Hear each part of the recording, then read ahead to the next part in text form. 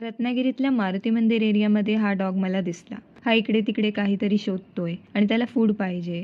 आता तुम्ही बोलाल की हे डॉग्स गाड्याच्या मध्ये येतात, तर त्याला या साईडला काहीच खायला मिळालं नाहीये, म्हणून तो क्रॉस करण्याचा प्रयत्न करत आहे.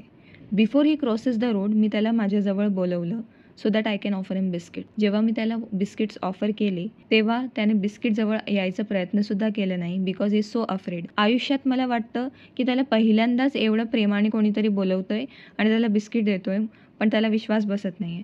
ह्युमन्स बघून तो लांब लांब पळत जातोय ॲज इफ कोणतरी त्याला आता मारणार आहे.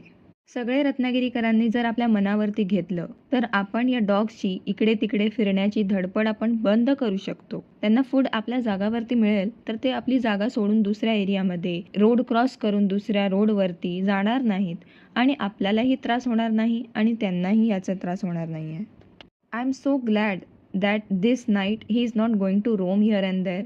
ॲट दी एंड तो हे सगळं खाऊन एवढा खुश झाला आणि हॅपी तिकडून निघून गेलं. माझ्या ह्या छोट्याशा ॲक्टमुळे त्याचं रोड क्रॉस करून त्या साईडला जाणं आणि फूड शोधणं, मग त्या एरियामधले डॉग्स त्याच्यावरती भुंकणं, त्याला सांगणं की आमच्या एरियामध्ये तू का आला आहेस, हे सगळं आपण थांबवू शकतो. त्याने रोड क्रॉस केला नाही म्हणून तो तुमच्या गाड्यांच्या मध्ये आला नाही. So we can stop all this, right?